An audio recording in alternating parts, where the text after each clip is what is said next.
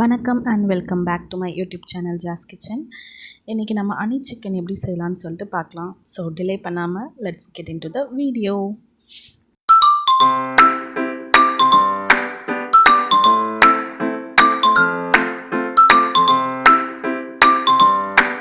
First நான் chicken எடுத்திருக்கேன், bone and boneless ரெண்டுமே எடுத்திருக்கேன். அதில் கொஞ்சமாக சோயா சாஸ் ஊற்றிக்கலாம்.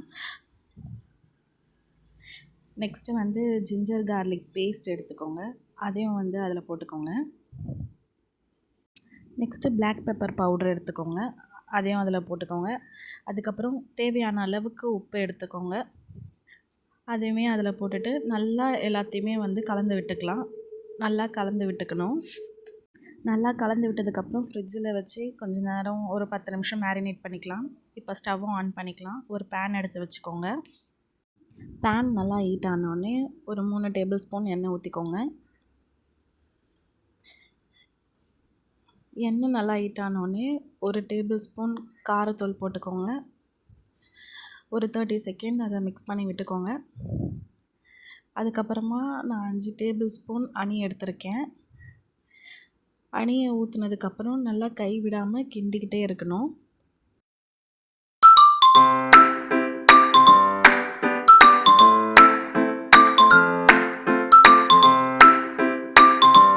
கிண்டினதுக்கப்புறம் ஒரு 10லேருந்து 15 பல் பூண்டு எடுத்து அதில் போட்டுக்கலாம்.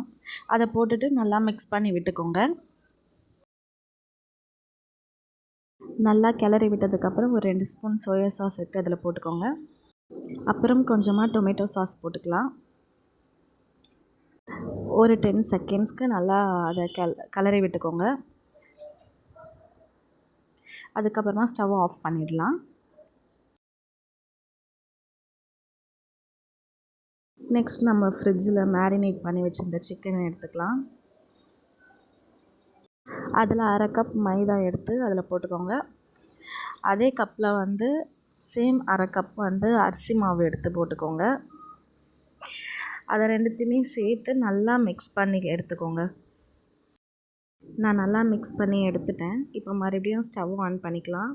ஆன் பண்ணிவிட்டு பேன் எடுத்து வச்சுக்கோங்க. அதில் கறி வறுக்கிற அளவுக்கு எண்ணெய் ஊற்றிக்கோங்க. எண்ணெய் நல்லா ஹீட் ஆனோடனே நம்ம கிளறி வச்சுருக்க சிக்கன் எல்லாத்தையுமே அதில் போட்டு ஃப்ரை பண்ணி எடுத்துக்கலாம்.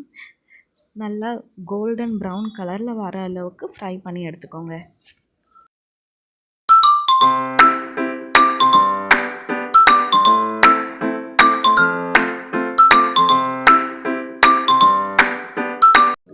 நம்ம ரெடி பண்ணி வச்சுருந்த ஹனியில் கொஞ்சமாக கார்ன்ஃப்ளவர் மாவு தண்ணியில் போட்டு கொஞ்சம் மிக்ஸ் பண்ணி அதை அதில் ஊற்றுனீங்கன்னா கொஞ்சம் நல்லா திக்கான கன்சிஸ்டன்சியில் உங்களுக்கு கிடைக்கும். அதை நல்லா கலக்கி விடுங்க. கலக்கி விட்டதுக்கப்புறமா நம்ம ரெடி பண்ணி வச்சுருந்த சிக்கனை அதில் போட்டுட்டா ஹனி சிக்கன் ரெடி.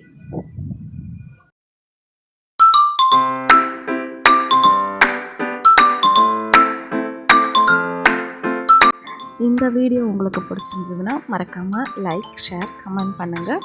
அதே மாதிரி உங்கள் ஃப்ரெண்ட்ஸை ஃபாலோ பண்ண சொல்லுங்கள். உங்கள் ஃப்ரெண்ட்ஸ்க்கு ஷேர் பண்ணி இதை செஞ்சு கொடுக்க சொல்லி கேளுங்க. பாய். நெக்ஸ்ட் வீடியோவில் மீட் பண்ணுறேன்.